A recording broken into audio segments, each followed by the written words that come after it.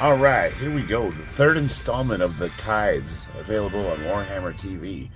I'm going to break it down from the perspective of a Marine and try to give all my good friends who are maybe new to the Warhammer universe a little bit of a lower breakdown. There's better channels that go way more in depth than I'll be able to, but I'm fairly knowledgeable and I'll try to keep it simple and give you my thoughts on this episode.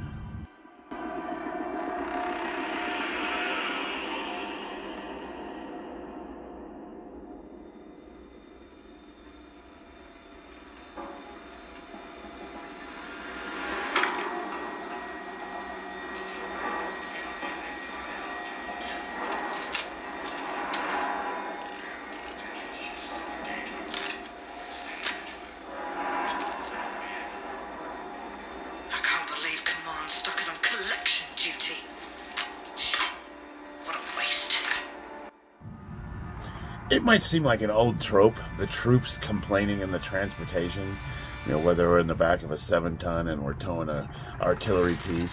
Half the guys are usually sleeping, the other half are bitching and moaning, and you go back and forth with friendly banter. That's not unusual. As a matter of fact, when Marines are not complaining, that's when you know something's wrong. Delivery service for those bags of cloth at the administrator. You should spare a thought for those robes next time you're chowing down on a ration bar. Who had it? She'd rather go hungry than admit she was wrong. Fuck you. Did we really talk to each other like that? Different ranks in the back of a vehicle. Were we talking that much crap to each other? There's a line you can cross, and of course it depends on the personalities of who your NCOs are, but generally speaking, yeah. But you give it as good as you get it. That's usually, like, if you don't have a sense of humor and you're not the kind of guy you can joke around with, nobody wants to be around that dude anyways. So don't be that guy. You know what I mean? If someone smarts off to you, just smart off back to them. Mission. What's left of you, anyway? With respect, Commissar. So these troops are called Cadians, they're Karskins. Karskins are the special forces of the Cadians. Cadia was a planet that was destroyed by Abaddon the Despoiler. He basically crashed his fortress world into the planet, cracking it in half.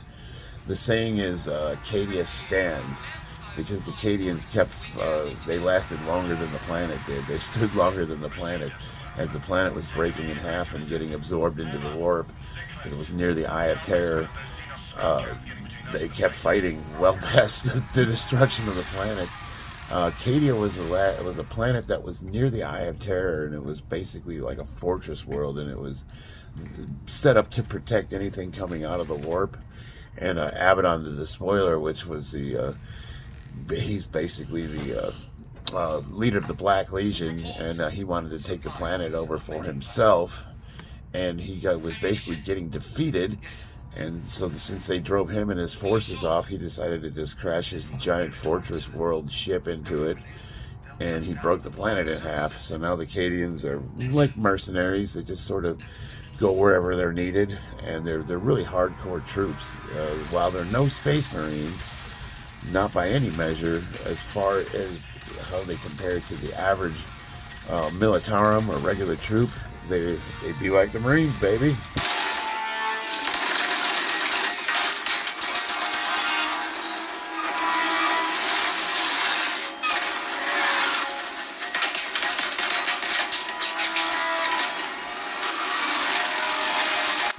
It's really cool to see the orcs and the aeronautica going at it. I don't see much representation of the Astra Militarum or the aeronautica in video or movies or TV, so they did a pretty good job. It's interesting if you look at the way the technology is represented. The orcs are basically held together with like duct tape and chewing gum, and they fly together these basically engines with wings and guns on them. The crafts don't look like they should be able to fly. This had better be worth it. As all actions undertaken in service to the Emperor's duty are.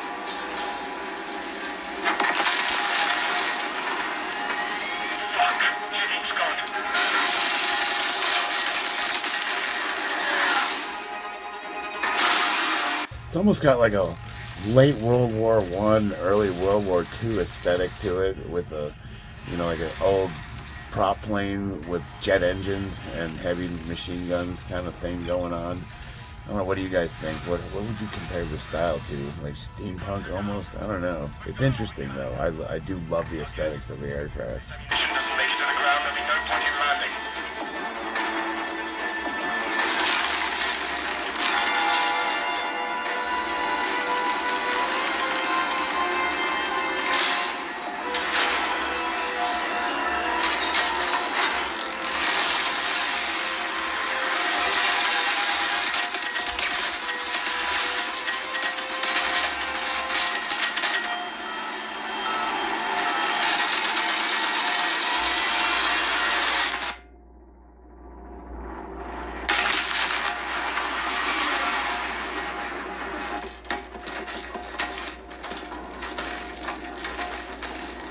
You know, I just realized something. The Commissar is a spoof on what, you know, the way the Russians used to patrol their troops. You know, they'd send them in the battle with one had a rifle and one had bullets, and when one died, you'd pick the other ones up and kept going. And if you turned around and, you know, if you ran for it or retreated, the Commissar would shoot you, and he's there to motivate you. I'm a construction safety manager, and I just realized I'm like a commissar of construction. Kind of. But, by the Emperor's grace, you're here now, and we can set about winning this damn planet back.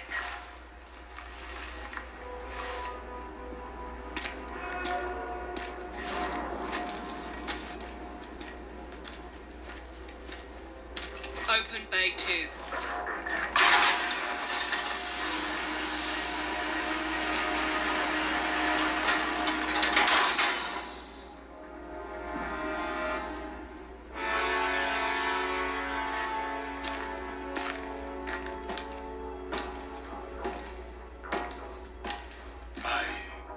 I don't understand.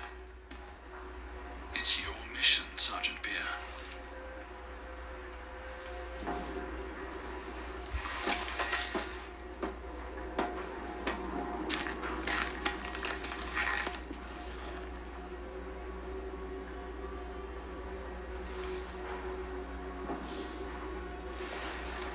This is not a supply run.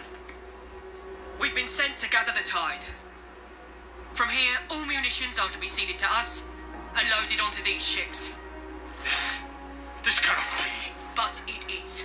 Starting to sense a theme here with this series. In the last episode, it was the Custodes getting their tithes from a planet being overrun by the Tyranids, and they weren't there to back them up. They were just there to get what they needed to leave, and now you got this.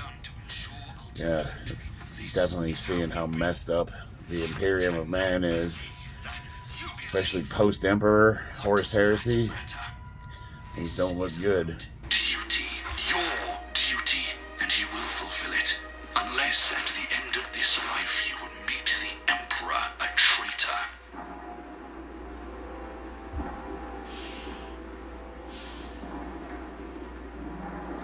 Do as they command. Have every battalion, company, and squad surrender what's left of their ammunition and bring it here for loading. The Emperor protects.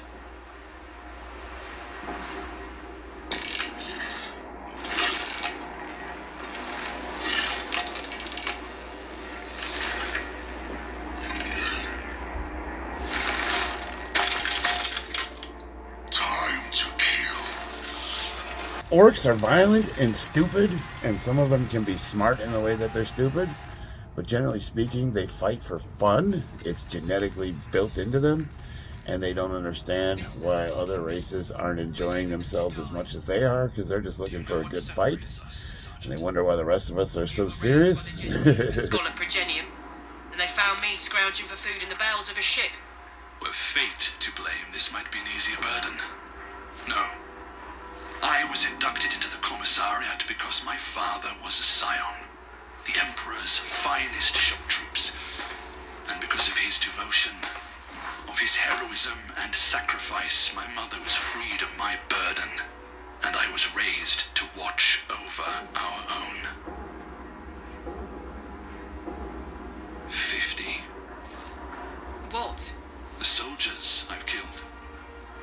Xenos or heretics, soldiers. Loyal, scared, angry, lost soldiers. Men and women of service in a galaxy that would have had them be anything else. 50. 50 and no more.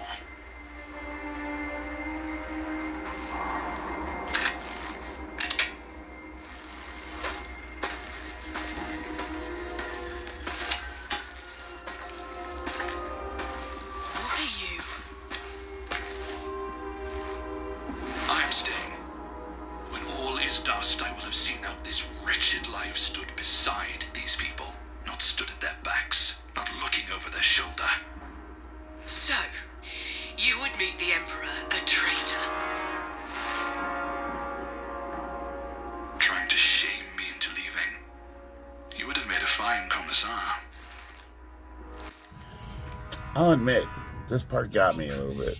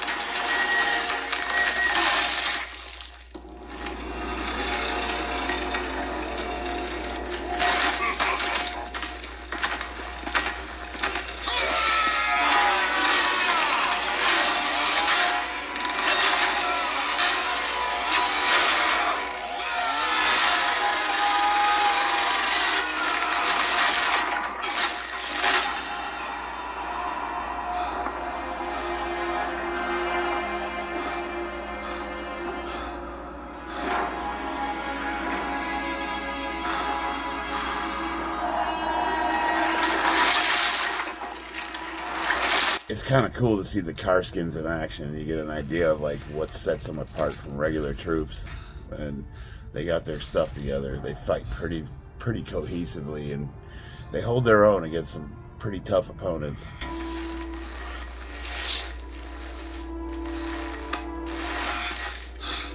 That was just the scouts. The rest will be here any minute. Go! Get aboard. Complete the mission. Make sure the ammunition gets where it's needed. Easier said than done. Once the haulers are loaded, signal the Chalice.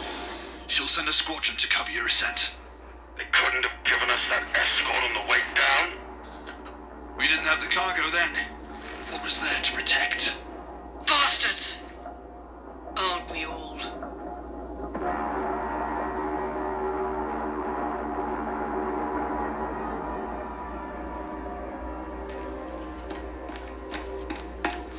Who are you?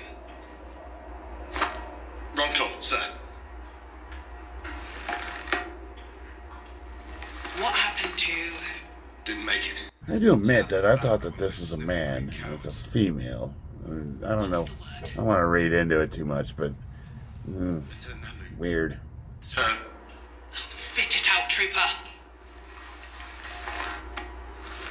A tithe, sir. Our bullets. I see.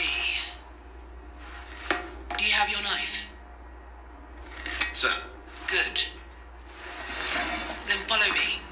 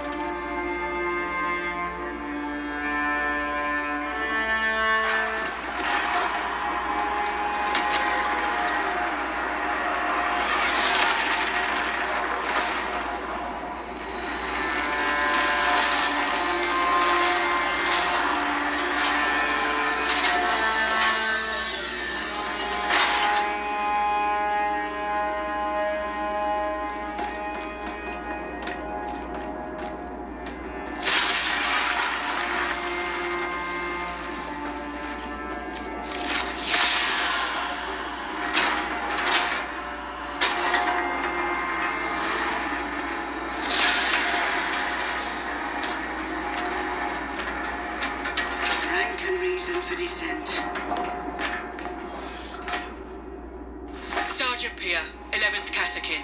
Munitions tithe from planet Dimedon 2. Your manifest and requisition orders.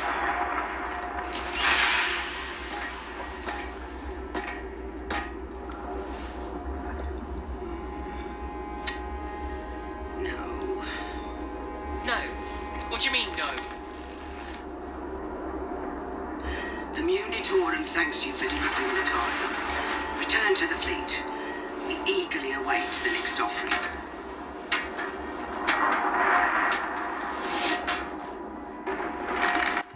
So let me get this straight. You lose your own comrades getting this ammo, and you steal the last remaining ammo from a world that's getting overrun, leaving them all to die. And then you go deliver that ammo just to find out that it's so pathetic that it's not even worth storing on their landing pad, and they're just going to destroy it. It's not even worth the time it took to bring it to them. That's basically what they're saying, is the ammo you brought is not good enough. We don't need it.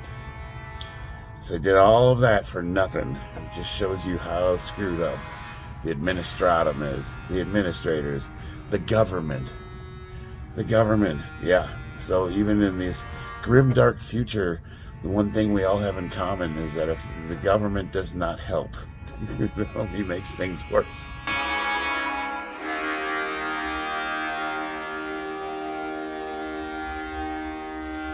So, what did I think about the episode? Well, let's get the elephant out of the room. The whole DEI thing that, is ongoing with Games Workshop.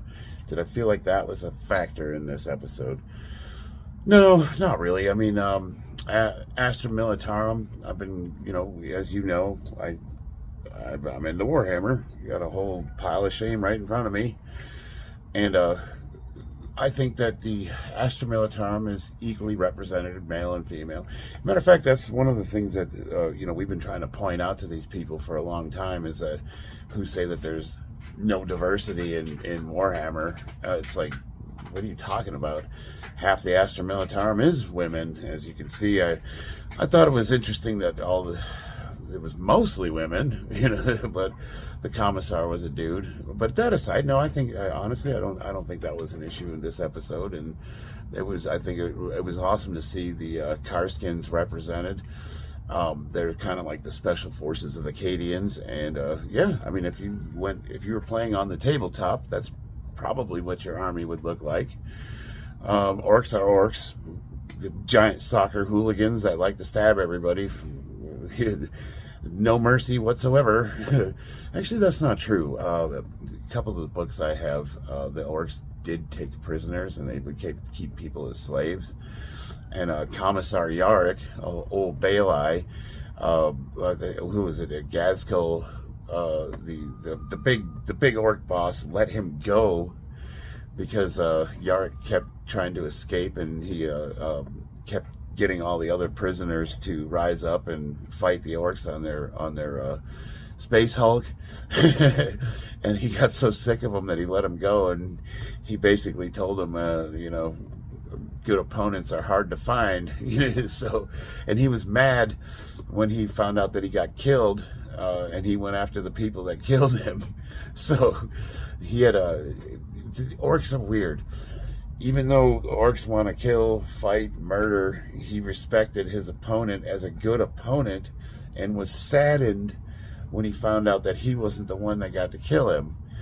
Just to try to give you a little bit of an insight into the psychology of the orcs. The orcs are always supposed to be just a fun, if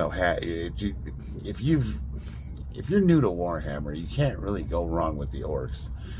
They have a bunch of guns and melee, and they're not really good at anything. It's like 50-50, roll the dice, you might hit, you might not, but you can just overwhelm them with brute force. You can make your entire army out of just a bunch of regular troops. Just grab 120 orc boys and go straight at them, or you can get some mechs, or you can get some stompas, or you can get some shooters. Whatever, man. Just your army can be just whatever you want it to be. I find that playing against orc players, they're usually pretty laid back people who don't take themselves too seriously. My kind of people. So orcs are awesome. You can't go wrong with orcs. Astra Militarum, they're fun to play. I think what's cool is they kind of represent the average human and what we would be in this conflict.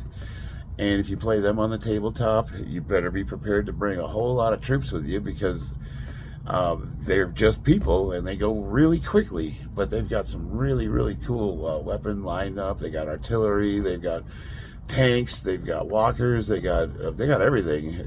It's just like an army.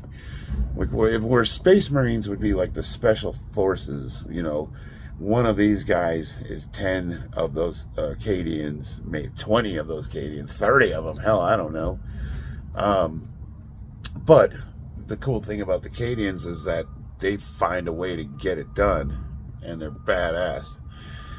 It was a good episode all in all. It was, and actually this one was kind of sad. I felt bad about it at the end. You know, it's tongue in cheek. It's supposed to show you just how awful the Administratum is, the Imperial of Man, just how bad things are. It just sucks everywhere you go. There's a grim, dark future. There is only war, and everybody's evil, everybody's awful. But these stories kind of show it's like, while the army can be bad, the people in the army can be good, if that makes sense. Even though it's just a messed up, everybody's miserable. If you're not fighting, you're producing for fighting. So you're grinding away on some hive world where you're manufacturing weapons parts, and you have no life. You just live in a factory practically, and under horrific, you know, pre-industrial age conditions. you basically eating recycled people food, you know, like Soylent Green. Or you're fighting on the front lines, and you're given a little laser gun, and you're supposed to go up against these enormous, you know, all sorts of just eldritch horrors of the universe. You know, here's your little laser gun. Go get them, buddy. You're not expected to live very long, and they just their solution to fighting is to just keep throwing human lives at it. So when you saw they run out of ammo, it's fixed bayonets. And, you know, I try to put myself in that situation. What would we do if your home was under attack, like, say, by a foreign country, and you didn't have any bullets left? Would you grab a frying pan? You know what I mean? Like, or would you surrender? You know? So it's interesting. It's even though it's supposed to be kind of a dark, humorous take on a really horrific, like, fascist, totalitarian system, it's also, you know, it kind of gets you, you know. It's like it's supposed to be funny, but it's not. I got a little bit of an emotional response there at the end when I saw a look on her face when she was turned away and basically said that what she was offering them wasn't good enough. I don't know. What do you guys think? I'd love to hear your thoughts on this episode. I really liked it. Ever since Warhammer Space Marine 2 came out, I would say graphically, this leaves a little bit to be desired. And when you got video games whose cutscenes are outdoing what Games Workshop is now putting on a paid subscription service. That being said, the subscription's only $5-6 a month, you know, and I wish they would put more content out. Now, my one complaint against Games Workshop for this whole Warhammer TV thing is you're supposed to, at the end of a year, get a free figurine, and I was supposed to get Abaddon the Despoiler. And if you miss 1 month, one payment, it starts you all over again. And there was 2 times, like I've been a Warhammer television, Warhammer TV member for like going on 3 years now, and I have not seen a single figurine from them. They keep ripping me off, you know. It's like, you know, I get it, you know, like maybe it was at the end of the month and I didn't have money in the bank, so the $5 went to come out and it didn't go through 1 month, and so after all that I don't get my stupid figurine. And if I go to like Games Workshop and buy him, he's $75. It's like Warhammer, Games Workshop is cheap. They are cheap and they don't like their fans. It's like, come on, man, I've been a member for going on 3 years. Send me my damn figurine, you bastards. But, yeah, that's a losing battle. I doubt I'll ever see that. That aside, You know, I think it's worth the $6 a month. You know, there's some good content if you're into Warhammer. I would say it's definitely worth the $6. I did cancel my subscription with the whole female custodies thing. So now I have to go through alternative methods of watching it. I don't think I'm going to renew my subscription. I don't know. I don't think I'm going to give my money. I'm not giving my money to companies that hate me as a customer. That's Disney Plus. That's Warhammer TV. That's I still have Netflix. Amazon's gone. And I'm just done. I'm done paying these companies when they hate me, who I am as a person. They're ideologically opposed to my existence. I'm not giving you my money. So now I have to, you know, find other ways of watching the shows so I can do commentary on them. I do want to support the artists. That's the thing, is like, you know, as a content creator, working for one of these large conglomerates, I don't think they should be penalized. And, you know, their art should be displayed for the world to see, and I'm doing my part to help out with that. Anyway, leave me a comment. Let me know what you think. I gotta get ready. I gotta get to work. I love you guys. I will see you on the battlefield.